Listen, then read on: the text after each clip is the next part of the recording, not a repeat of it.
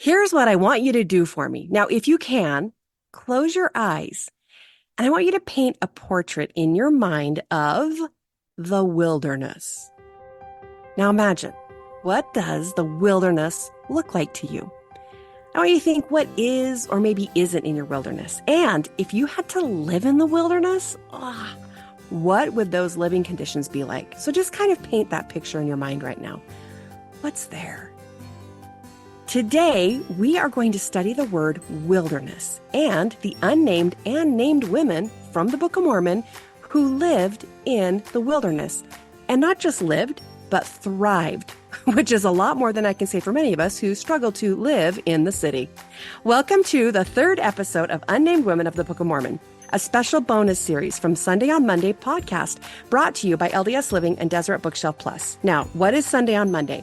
It is a weekly podcast where we take the Come Follow Me lesson for the week and we really dig into the scriptures together. If you want to know more information about the podcast, click in our link for a description, or you can go to ldsliving.com/Sunday on Monday and you can sign up for Deseret Bookshelf Plus for free for this summer and have access to all of our summer episodes, because this summer we are calling it our Summer of Joy, and Deseret Bookshelf Plus is making all of the summer episodes accessible to everyone. And you're going to have so much fun as you study with my friends and myself. Now, my favorite thing about Sunday on Monday and this podcast is that I get to invite friends to join me and discuss the scriptures. So each week it's a little bit different. And so this week, the guest that I have joining me for this Women in the Book of Mormon in the Wilderness is, I love these two so much. It's Ellery Howarth and Holly Howarth. Hi, ladies. Hello. Hey. Hi. Okay, how do you two know each other? Since birth for me. I'm Ellery's mom. She's my mama. She's Mama Houseballs. Yes, she is. Indeed. We love her so much. Here's how I know these two, because Ellery's Aunt Amy, who is Holly's sister, Amy. Amy and I are the best of friends and we live together and all that fun stuff back in our single days. And so I got to meet Holly and then I met Ellery. And Ellery, you were just such a cute, tiny little girl. You're darling with your big bows in your hair and all that cute smocked dress that your mom made you wear. I mean, you're still as adorable, but when you were little for sure. And I just she's watched. Still my favorite daughter. Of course she is. She hates when I say that because I only have her one only daughter. One of four boys. Ellery's the queen of the family for sure. And has not changed. She is as lovely and wonderful now as she was when she was little. I've loved watching her grow up. And Ellery, tell everybody your exciting news. What are you getting right now? What are you preparing to do in the fall? Oh, I started law school in August here in Dallas. Where are you going to law school? I'm going to UNT, University of North Texas. They started a law school 4 years ago, and it's downtown Dallas. It's going to take public transport to get there. Super excited. Oh, you should. Okay, well, I just thought, you know what? For this discussion of women in the wilderness, I knew it had to be you two. Because you both, like we said, Ellery has very strong opinions about things. She's very all about women and strong women. And this is about strong women. And Holly, I love Holly's opinion on things. And many of you know Holly, if you're listening, she's been on several episodes in the past. She's my friend who is the most fun person to eat with because she's so descriptive. Like she does such a good job of describing in detail the way things taste, right? Ellery, you're shaking your head. Oh, yeah. We always call her a super taster. She should have gone to one of those schools. It's true. Yeah. Like she has, she has strong opinions on things. Mm-hmm. And she's a strong woman. Mm-hmm. Yes, she is. So this is going to be a really, really fun discussion for us. But fun first is always my motto. Well, yeah. Oh, yeah, that's true. Fun first is Holly's motto. She made me a plaque. It's in my laundry room. It's the family motto. Well, then this is going to be fun. Who are we kidding? It's going to be a fun discussion. Okay. And we're only studying 3 verses of scripture for this whole discussion, pretty much. It comes from the Book of Mormon in 1 Nephi, chapter 17, and I just assigned you guys verses 1 through 3. That's it. So let's just start with verse 1, okay? We're going to go right into this verse, and then I have Ellery. I assigned her to do something. So Ellery, will you read verse 1 for us? Yes, ma'am. And it came to pass that we did again take our journey in the wilderness, and we did travel nearly eastward from that time forth. And we did travel and wade through much affliction in the wilderness. And our women did bear children in the wilderness. Thank you. Okay. So before I have Ellery describe this wilderness, I want to know from the two of you, when I asked you to close your eyes and imagine the wilderness, what did you think? What does your wilderness look like? Well, my wilderness is definitely hilly, has a lot of hills up Ooh. and down. Like you're going to have a lot of elevation gain. And when you're going through the wilderness, it's not just completely flat. First of all, that would be boring and it's got to be really hard, right? Really, really hard. So going up a lot of hills would be really hard. And of course, my wilderness would also include rattlesnakes because I'm terrified of them. You are. So, and animals because Uh-huh. they scare me as well. Just to throw that in the mix. It's not Right. only, those conditions, but obviously dry and hot. That's what I think. Yeah. Do you have trees in your wilderness? Oh, for sure. For Oh, sure. okay. There's trees. But the path I have to be on to get through it is exposed, so you're Mm-hmm. hot and That's where the snakes are on the path they're on the path because there's trying to no get shade. me. hmm hmm Oh, now that's so interesting. Okay, I can't wait to hear Ellery's, and then I'll tell you See, mine. This is mine's a little fascinating. different because I mean, I'm thinking my personal wilderness is me going back on my mission and having to wear garments that are a little too tight and dresses, and it's 100 degree with 100% humidity, and I'm climbing streets and dust and dogs coming at me, and I don't speak the language of anyone there, so they're no help.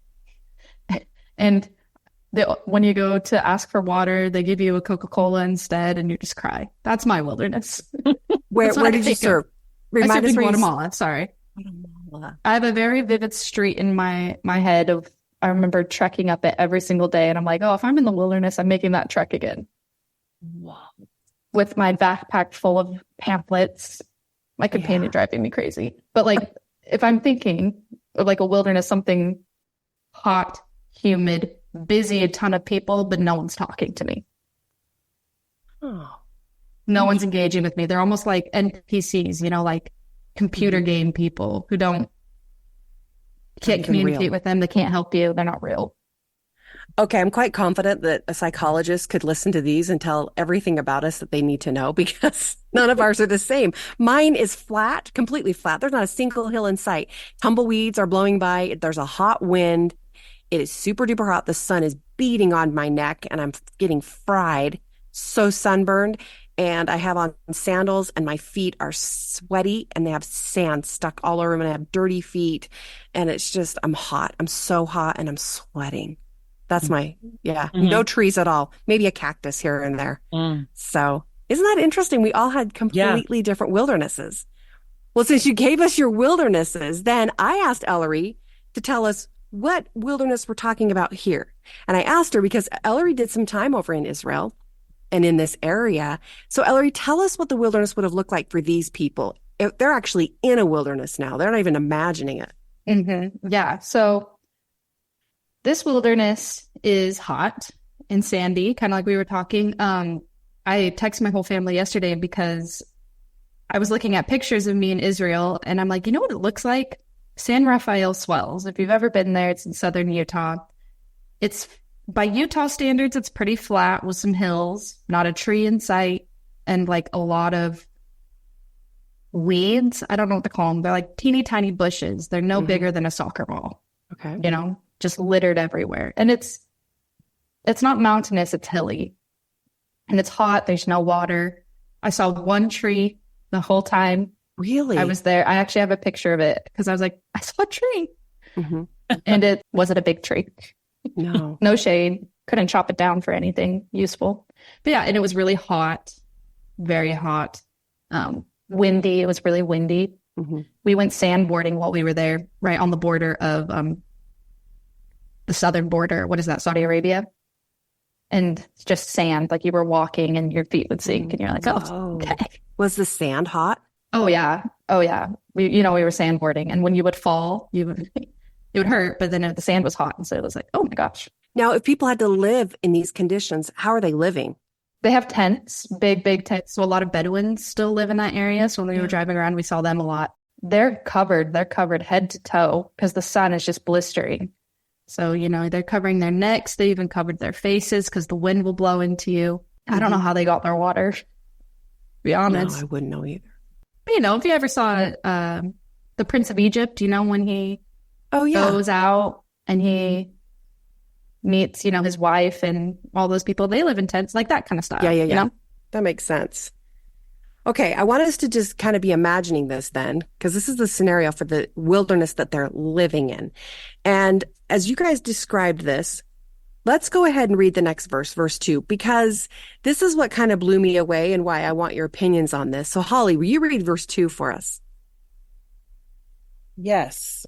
And I'm glad I'm reading it because I have a comment. And so great were the blessings of the Lord upon us that while we did live upon raw meat in the wilderness, our women did give plenty of suck for their children, and were strong, yea, even like unto the men. And they began to bear their journeyings without murmurings. All right, hit it, Holly. What do you got to say? Well, I got a couple things to say, but the thing that intrigued me the most was they began to bear their journeyings without murmurings. Ooh. So to me, that says they started off not super happy about their journey. Mm-hmm. And they were out there for a while before they started because they're having babies. So that was at least 9 months Right? that they were out there before they started bearing it well. Um, but it says they were blessed. Oh. So and they ate, the raw meat. But if I'm liking it unto me, when we're in the wilderness, it's like we're not real happy about it all the time. And to me, it's okay. It's okay that we're not happy about it all the time. Mm-hmm. We're not supposed to just sit there and be happy all the time about everything.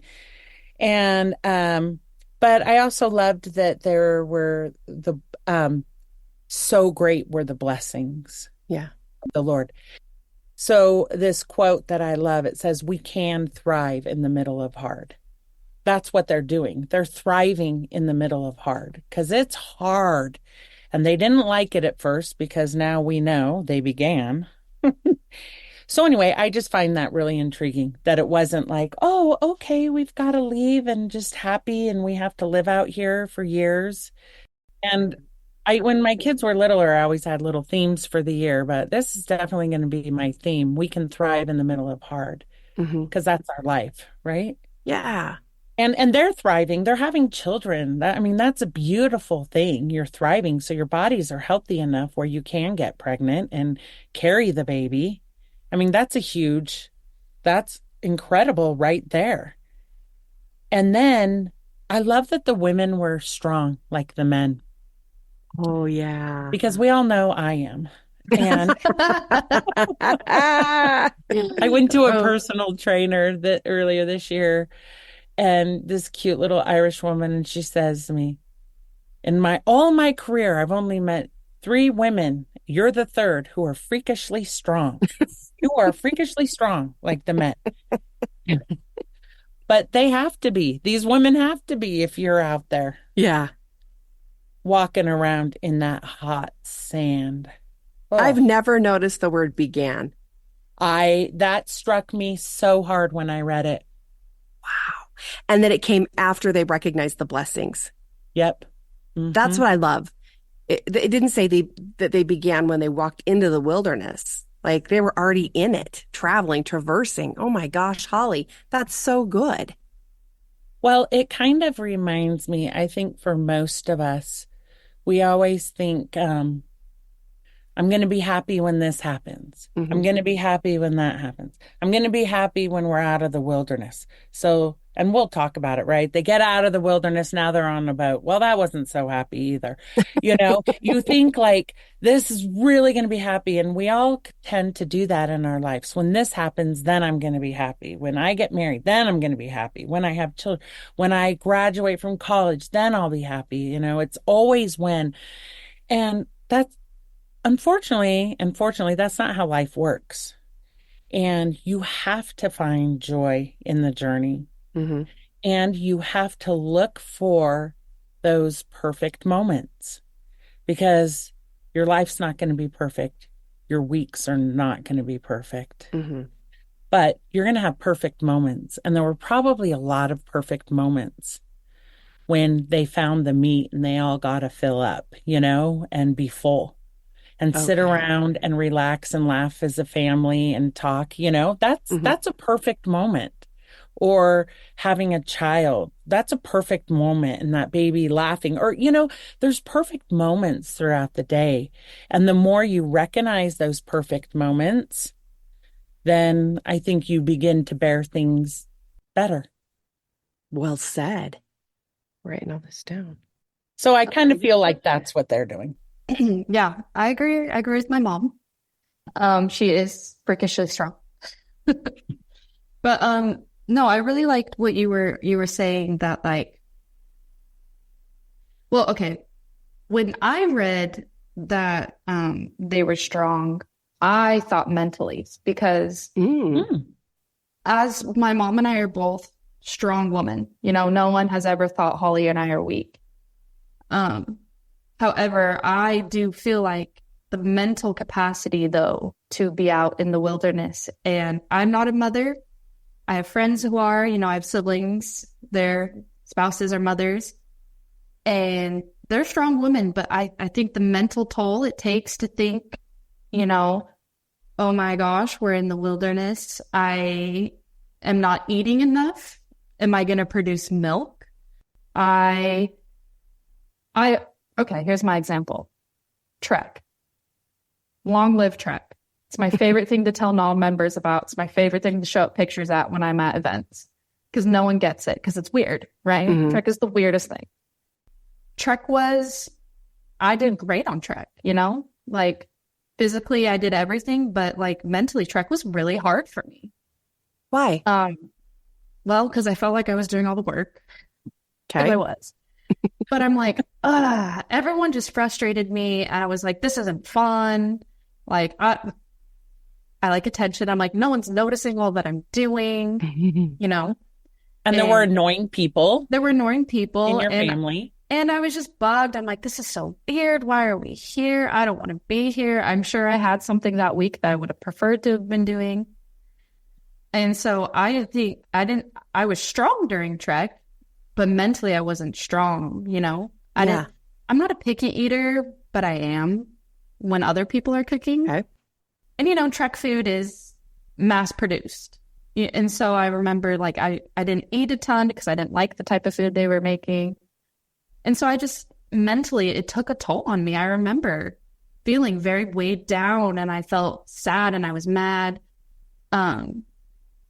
So that's kind of like what I think of like in the wilderness for them. Yes, they were physically strong, but they must have been blessed mentally. And as a Mhm. mother, I'm just an aunt and I worry about these kids so much. Like, I can't imagine like a mother being in the wilderness. Like, are there snakes there? Are they going to run away? Illness. Yeah. When is this going to end? Are my children going to grow up their whole lives here? Are they ever going to get married? Like, Mm-hmm. what's the dating Mhm. pool? I don't even know. It would be, the selection would be real slim. Yeah. So all of these worries. Mhm. I like everything you have said. Both of you have brought so much insight to this verse because for me, I couldn't even get that far into thinking. I was so struck with the fact that they ate raw meat and were able to give plenty of suck. They were able to breastfeed on raw meat. That stopped me because I didn't get married till I was older. I had my first child when I was 36. Yeah, I think 36. No one told me how hungry I would be. I ate nonstop when I was breastfeeding. In fact, I remember thinking, am I eating too much? And all I craved was peanut butter. I wanted peanut butter and crackers all day long, and I ate so much food. And it just floored me how I used all of that to produce milk, but I was so hungry. And if Mhm. someone said to me, well, all you get is raw meat, I'm out. I don't want to eat raw Right? meat. And what about the water? When I'm nursing, Yeah. it's like life is being sucked out of me. Every ounce of moisture is I remember coming you out of having a my big thing with ice water next to always. you when You you have breastfed. to because Yes. And so my daughter-in-law lives with us and she's nursing and she's always like, I don't understand why I'm so hungry all the time. It's so true. And because when she was pregnant, she was super sick. And also, there's always so much that comes out, but when you're pregnant and you're walking Mm. and through all of that, and they say it's like running a marathon every day. That's how much energy it takes when you're Yeah. pregnant every day for the baby, for what you're growing inside of you, for Yeah. these women, and how tiring, how Oh. exhausted I they must slept all the be. time and I'm not a nap taker. That's the other thing. I'm like, am I lazy? What's my problem? I did Yeah. not know I was tired all day. Every day I had to take naps. And I remember And Sarah, I nursing called, makes you tired as well. oh, it totally does. I remember calling Sarah one time, our friend Sarah, and I said, I'm just so tired all the time. I don't know what my problem is. And Sarah goes, because you built a kidney today. You're a little exhausted because you just created someone's liver. I'm like, oh yeah, that's right. I'm creating human life. I should be tired. Oh my Uh-huh. gosh. I mean, think about that. All of that, when you consider everything we've just talked about, and here we are, and it says that I love it, began to bear their journeyings without murmurings. And then we get into verse 3. And verse 3 is the like, okay, the so what? So why would this be put in the scriptures? We know they're in the wilderness. That's really awesome that they were protected. And I love our so what to this story. It's verse 3. Ellery, you read that for us. And thus we see that the commandments of God must be fulfilled. And if it so be that the children of men keep the commandments of God, he doth nourish them and strengthen them, and provide means whereby they can accomplish the thing which he has commanded them. Wherefore he did provide means for us while we did sojourn in the wilderness. Thank you. I mean, we love that. We know we love an if and then statement. If you keep the commandments, then he doth nourish them. And I thought a lot about this and I asked you guys to kind of think about what this means. Like, what does it mean when you hear if they keep the commandments? What commandments are we talking about? What commandments were they keeping? The Ten Commandments. And that's what I think of. And I love this idea where if the first and great commandment given to us is to love God, right? And the second is likened to it, to love your neighbor. Those are the first two great commandments you could possibly keep. There must have been a lot of love right here. They must have loved God and loved each other so much. Because Mm-hmm. isn't it fascinating then that the Ten Commandments are set up so we can do those two things? The first five are so that we can love God because they're about God. And the next five are about mankind and how we can love man. Mm. And so, whatever way you're loving God and loving man is how you're keeping the Ten Commandments. And I think it's really important for us to remember this because they were blessed for keeping the two great commandments, loving God and loving mankind.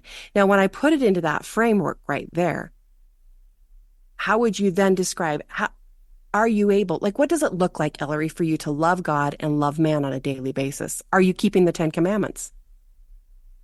Are you asking me personally? Yeah. Oh, to love God. Ah, Well, I've been struggling. It's not a secret to anyone who knows me, um, with my relationship with God, a lot recently. So that's a good question, and I'm trying to figure it out myself. Mm-hmm.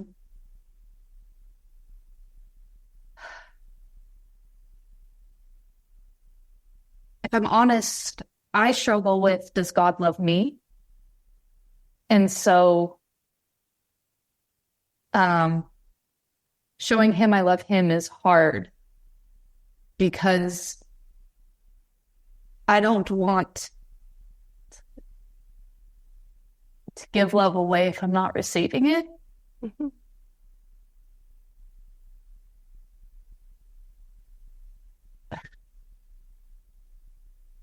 But the past few months, I've been on my own spiritual faith journey, or whatever you want to call it. Um, when I recorded previous episodes, I used to have a saying where my God's not cruel, Mm-hmm. but I started believing that again, that he was cruel. And I'm trying to unlearn that now. Of course you are. Sorry. And But right now, I'm doing the little things to show God I love him. I've started praying again. I prayed over my food today, which is something I haven't done in 3 years. Good job, Elle. Thank you. No, don't say it like that. You take that as a win. That's phenomenal. Yeah. Wow. I've started reading the scriptures. I reread my patriarchal blessing, you know. Mm-hmm. I was talking to my mom about this. I don't have a hard time with my patriarchal blessing, but I guess I do. Because, you know, in it says that you will find a fine priesthood holder and get married in the temple of the Lord. And so in my mind, I'm like, well, if that's never going to come true, like, does that negate everything else? Sure. And the end of my patriarchal blessing talks about how much the Savior loves me. And so that's been hard. Mm-hmm. Because, you know, if one thing for sure is not happening, does that negate the rest? Anyways, this is such a long-winded answer to say, I don't know how I show God I love him. Recently, it's been staying alive. Mm-hmm.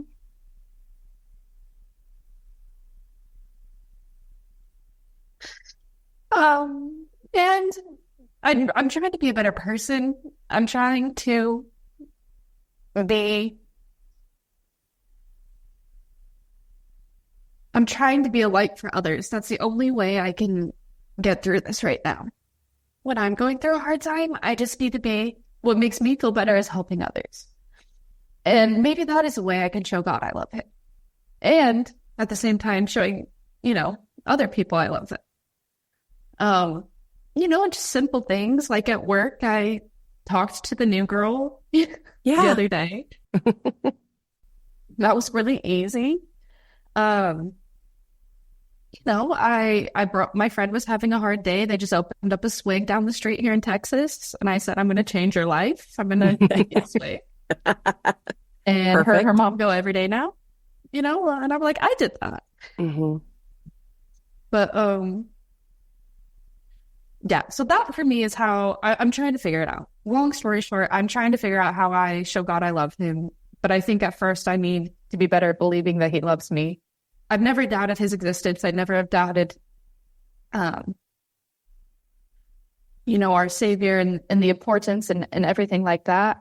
I think just with me and my lived experiences and who I am as a person, I'm gay. Sorry for everyone who may not know me. You know, I grew up thinking I was an abomination. And I believed it with all my heart.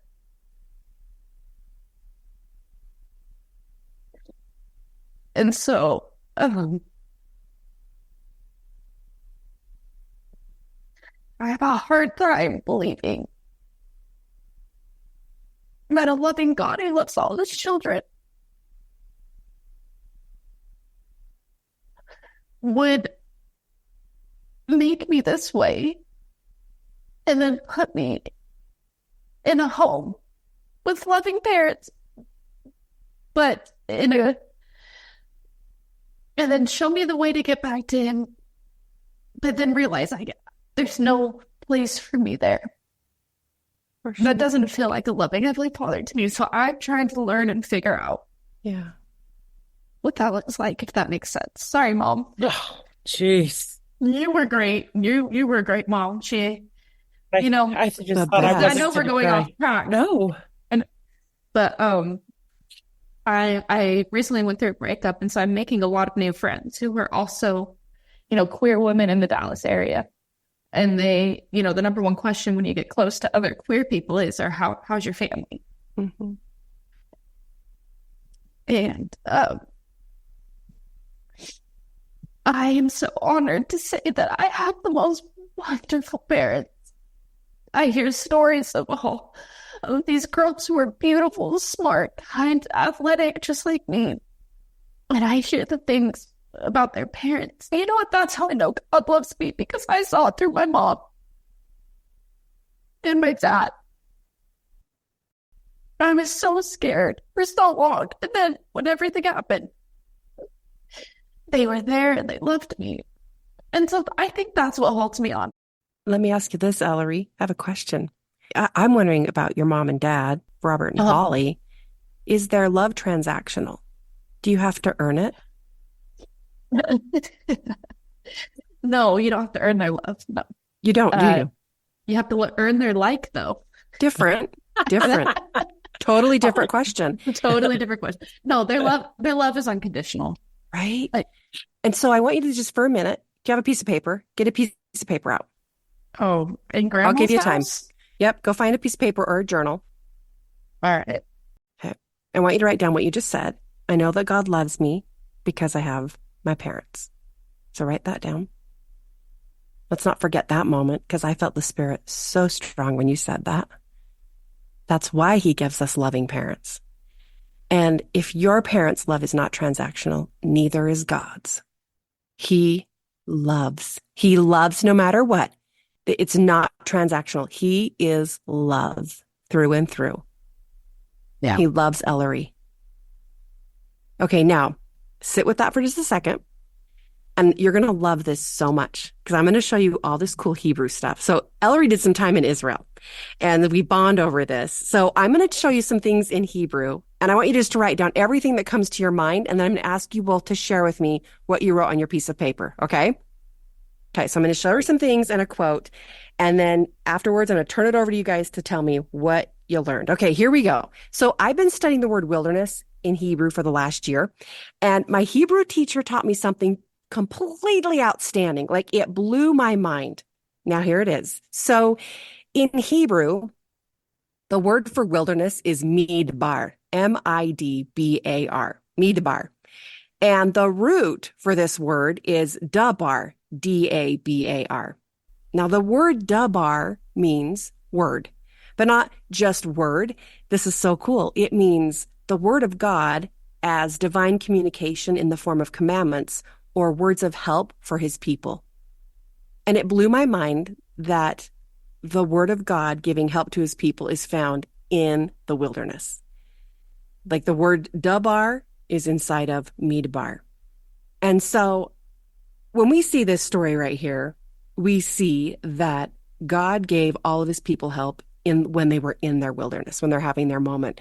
And I love this story, how we started out, because I guarantee, I mean, I'm just thinking about this, especially the way you started out, Holly. They began to bear their journeyings without murmurings. I'm quite confident many of them walked into the wilderness thinking God hated them. Like, what are we doing? Are you kidding me? This is terrible. There's no way he wanted me to go through this.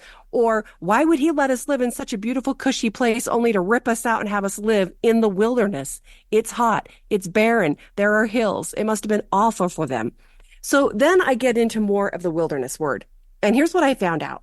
So the word wilderness in scriptures appears over 500 times in all of scripture. So it's got to be pretty important. And every time you read about the word wilderness in scriptures, it's people going into the wilderness, traveling through the wilderness, or they're going out of the wilderness. Those are our three experiences with this word. And when we think about this, there's such a cool quote by a rabbi. His name's Rabbi Stephen Kushner. And here's what he wants us to understand about the wilderness. So he's citing the example of the children of Israel, how they were in Egypt and they knew they didn't want to stay there anymore because it was miserable. And they were promised if they left Egypt, they could go to the promised land. That's where they wanted to go. And it was the same for the Nephites. Here they are in the wilderness and their goal, if you look at 1 Nephi 18, in fact, just turn the page really quickly to 1 Nephi chapter 18 and look at the section heading for it. Holly, read the section heading for 1 Nephi 18. The ship is finished. The births of Jacob and Joseph are mentioned. The company embarks for the promised land. The sons of Ishmael and their wives join in revelry and rebellion. Nephi is bound, and the ship is driven back by a terrible tempest. Nephi is freed, and by his prayer the storm ceases. The people arrive in the promised land. There it is. They just wanted to get to the promised land. Okay, so here's what the rabbi has to say about this. So this is such a cool quote. Okay, here we go. Ellery, will you read this quote for us? Yes. If you want to leave your Egypt and get to your promised land, you have to be willing to traverse wilderness. Midbar is a place of nothing. It is empty. There are no guarantees in wilderness, no assurances. It can be scary. It is a place of wandering, which at times feels endless, but it is also a place of discovery. Midbar, from the root bar, which also is the root for word in Hebrew, which is Torah, God's word, is found. Wilderness is where we meet God. Wilderness is where we encounter ourself. It is the place of growth, and there's no getting around it. Midbar is the only way to the promised land. It is a sacred place. Thank you. I love this quote so much because I used to think that the wilderness, that they were isolated moments in our life, like, oh, I'm going to the wilderness now. Turns out this life is the wilderness from the moment we're born till the day we die. And we're all trying to get to the promised land, which is to return to our heavenly parents. Meanwhile, we're in the wilderness and it is awful and hard, and there are hills and there are rattlesnakes and all of the yuck that we imagine. And I like how Holly said, there's also joyful moments. And there are moments that we do enjoy in the wilderness. And that's a good thing too. But then Rabbi Kushner goes on to say this about the wilderness. Holly, will you read this quote? You bet. We focus so much on the things with which we struggle. We direct so much of our attention onto our hopes and dreams. Yet the place wherein we eat and sleep and argue and love, the day-to-day journeys that move us from and to, and sometimes back again, the ordinary landscape of life somehow gets overshadowed. But, well, we know it is the most important part. I love that. Oh, yeah. Like right now, what you're experiencing in your life is the most important part. There's no other place that you would be able to truly come to a knowledge of your Father than in this wilderness. I love a God who knew that about his sweet Ellery and is counting. That's what I love about this idea.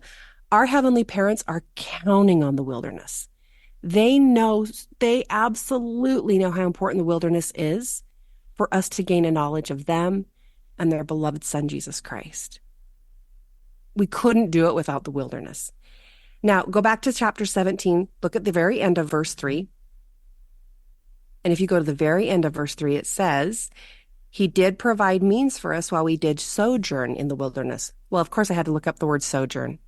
And the definition is to dwell for a time, to dwell or live in a place of temporary residence, or as a stranger, not considering the place as his permanent habitation. So we are sojourning in this wilderness, and it is not our permanent habitation. We're going to return and live with our heavenly parents. And so I love this concept of, what am I doing with my wilderness? What am I doing with the time that I have to be here?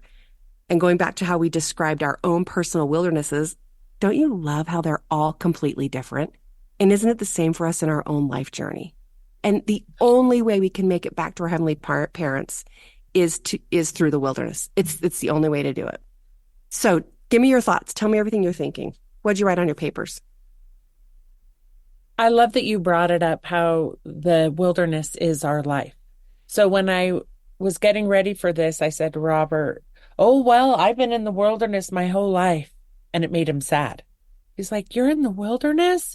You feel like you're in the wilderness? I'm like, yeah, Robert, our life is in the wilderness. You bet It's it is. always hard. There's always hard things coming up. So it is the wilderness. And I think sometimes, like we were talking about, we think we're just kind of in and out and in and out. I think we just thrive in the middle of it. We can thrive in the middle of hard or the wilderness. Oh, I love that, because now instead of having moments of wilderness, we're having moments of thriving. Yeah. Yeah. Yeah. We're having moments of thriving. And that's okay. That gets you through. You know, it's interesting how we are as humans. One of my very best friends has been going through something so horrible the last few weeks. And she was so sad. So she came into town this last weekend. And she said to me, oh, life has been so hard these last 2 weeks for me. I remember thinking one night, I'll never be happy again. I'll never laugh again. I'm so sad I'll never laugh again. Because everything was so overwhelming to her, you know? And it is overwhelming and it's hard and horrible and sad and heartbreaking what she's going through. Yet then we sat there and laughed so Mhm. hard and had the greatest time. And she's like, I can't believe I'm okay. You know, I made it through that. I Yeah. made it through. Doesn't mean that hard is over, but there are those perfect moments. We had them this weekend together, Yeah. and she's realizing, hey, I can get through this. I can get through this. But again, we usually get through these things, our wilderness, through other people. Right. And I I follow this guy. I just started to on Instagram, and his name's Cam, and he's from Australia. And you can put it on if you want to, but he's walking the Pacific Crest Trail. Okay. And today was day 37, and he's so fun to watch. And everything he's going through and how hard he started in Mexico and he's going up through Canada. And he's such a joy to watch because he's so happy and prepared and great shape.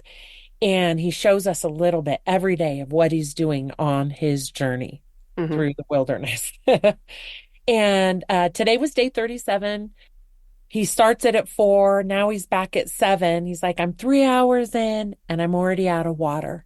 Oh, I didn't plan very well, but I'm almost to a place where we can fill up, but the water's really low right now. And I'm hoping I can make it. So he gets to that spot and it shows him filling up. Then he's walking and then he gets to these and he calls it trail magic. And it's where it's the only part in this really hard part of the trail. It's in the desert and he's really high up and it's super hot that there's a road that can go up there. So random people go up there just to meet these hikers and bring them stuff. oh, So he wow. said, I got trail magic. And they brought me cold Gatorade, chicken, and fruit. And it was all on ice. And he said, that was enough for me because of them. I can make the huge climb over the pass. Mhm. And it struck me that these people didn't come and throw him, like pamphlets at him saying, here's what you need to read while you're in the desert, like how much water you should bring and how much food you should bring. Here's that. Yeah. Like sometimes we do to people when they're having a hard time. We bring them things that really aren't helpful to them. Here's the ensign or the Liahona. Read Yeah, this. read this article. This is really going to help you. Yeah. Well, he didn't need to read a book on, how much water he should have brought in the heat in the summer in June in the desert. Um, he needed sustenance. He needed this food. He needed this encouragement. Like, you've got it, Cam. Yeah. And it gave him, and I love that they're called trail magic. These I love people that that. come and give trail magic. And I think in our own, and when I look back in my life, all the trail magic that has happened to me, the people that come in our paths that are constantly lifting us and helping us and giving us what we need while we're in our wilderness. Yeah. And those women could not have done this without each other and the support. Correct. They could not have done it if people weren't helping them in their journey. And we don't get to hear, unfortunately, women in the Mm-mm. scriptures. And I was just at a little scripture study and someone was saying, "Oh, I wish the women would have written down what was going on. We would know so much more." We She was specifically talking about the wartime, that there was Mhm. peace in the land. Like, what does that look like? We need a little more details. And Yeah. how do we go about doing that? Because as women, we want to know, because we'd like to get that right now. Yeah. Yeah. We'd Because like we to love have a peace in story. our families. Let's make sure we're helping out everybody in their wilderness Yeah. in the way they need help. not the way we think they need help. Amen. Powerful. Awesome. Awesome. Elle's I laughing like at me. that. So good. I just imagine you throwing pamphlets at people. Well, isn't that what some people do? They Yeah. think they're being helpful and they want to Yeah. help. They really do. But helping them the way they needed help is what I like that you said. It was so significant. So Yeah. trail magic. I like that. Trail magic.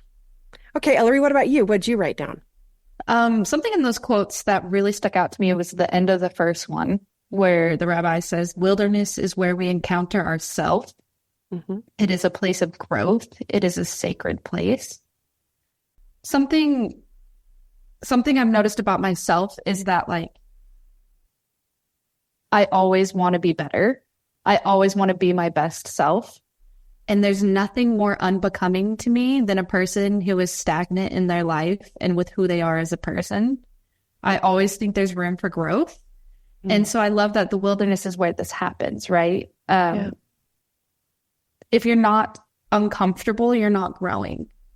You can be happy with yourself. I'm not saying you're not happy yet, but we can always improve. We can always learn as well. I feel like learning is a big part of growth. The acquisition of knowledge is so important. In fact, that's something I've always been so grateful that my mom actually has taught all of us kids. Mm-hmm. She is always so thirsty to learn more. When she doesn't know something, she asks, right? I mean, you're her friend. You've been in Bible studies with her. She's my older sister I never had. I go to her for everything. Holly, what's your advice on this? Because I know she's paid the price. Yeah. Oh, yeah. But my mom just has this thirst of knowledge and wants to know about anything. It doesn't just have to be, intellectual. It could be, personal, get to know a person. And so I love that the wilderness is the place where you grow, and that's how you do it. And then if we're all in the wilderness, like if the wilderness is earth is mortal life, yes, then in my mind, I was thinking, like, this is where we meet each other. This is where we get connection. This is so off topic, but I am a very voracious reader. I read a lot of like fantasy fairy stuff, but there's this one book series that I fell in love with because the author wrote such beautiful female friendships.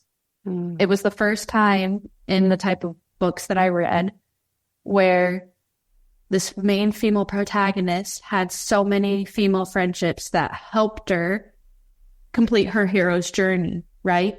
And in the arc of her story, she meets them at different places. And usually some people she met when she was in a good place, some people she met in a bad.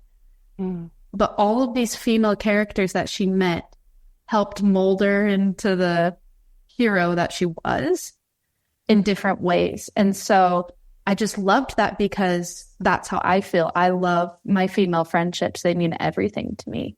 And I think that's also an example I got from my mom. I was like, you just described my friendship with Holly. Yeah. And Becky and everybody, whole group of women. Female companionship is so important. No, but Sister Hinckley, one of my favorite things she has ever said is this. It is a sociological fact that women need women. And in fact, we're going to go ahead and include where she says that in our description. So go read that and click. You can find out where she's also quoted by other women as having said that. Okay. I could not survive without my best friends. There's just no way I would have made it through. I would not have made it this far in the wilderness. Yeah. And it's funny because my wilderness experiences, I always thought, well, when I get married, then I'll be out of the wilderness. Because I was single till I was 35 and I just never thought it would happen. And so I kept thinking, oh, when I get married and when I have kids, then I'll be out of the wilderness. And then I got married and had kids and turns out it's in the wilderness still. Yeah. And then we have moments where we thrive for sure. Okay. But I like how you pointed out, Ellery, and one of the last things you said was that it is a sacred place.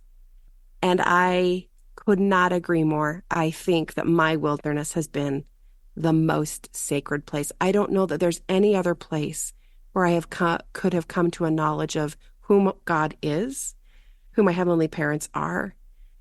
I couldn't have done it anywhere else. This is where we were meant to be, to learn about our heavenly family. And we were born in the wilderness. This is the only place that we could learn about him. So it is a sacred place, Ellery. I love that. Wow, ladies. Well, thank you. Thank you for joining me for this episode of The Wilderness. This Thanks was for neat. having us. Yeah. I will never forget this time that we spent together. So many truths were spoken and the spirit was felt. Thanks for inviting us. Oh my goodness. You know what? Thank you for tuning into this bonus episode from the Sunday on Monday podcast. You can join our Facebook and Instagram by going to the show notes for this episode at ldsliving.com/Sunday on Monday. You can find the Unnamed Women series from Sunday on Monday on the brand new LDS Living podcast feed on Apple, Spotify, or YouTube. Just search for LDS Living Podcast and click follow to catch all the bonus episodes, limited series, and other projects from the LDS Living team. And for our weekly Come Follow Me podcast, just search Sunday on Monday on Deseret Bookshelf Plus. It's a great time to get into the podcast because you guys, all of our summer episodes are going to be accessible to anyone with a Bookshelf Plus account. We're calling it the Summer of Joy. And by the way, mark your calendars because we are having an end of summer Joybilee event on August 24th. You can come down to the Deseret Book flagship store in Salt Lake for a live show featuring some of our regular podcast guests. And there will be cheese. Oh, of course, there will be cheese. The Sunday on Monday study group is a Deseret Bookshelf Plus original brought to you by LDS Living. It's written and hosted by me, Tammy Uzelak Hall, and today our fabulous study group participants were Holly and Ellery Howarth. And you can find more information about these friends at ldsliving.com/Sunday on Monday. Our podcast is produced by Colba Singer and me. It is edited and mixed by Colba Singer, and our executive producer is Aaron Hallstrom. Thanks for being here, and we'll see you next time. And please remember that even in the wilderness, you know what? Especially in the wilderness, you are God's favorite.